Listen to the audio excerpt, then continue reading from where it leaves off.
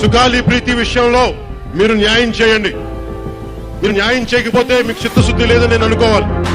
మరి 2017లో ఉన్న టీడీపీ ప్రభుత్వం కానివ్వండి, ఇప్పుడున్న కూటమి ప్రభుత్వం కానివ్వండి, మాకు మాటలు చెప్పాయి కానీ ఇంతవరకు కూడా న్యాయం అనేది జరగలేదు. ఏ కొసాన కూడా జరగట్లేదు.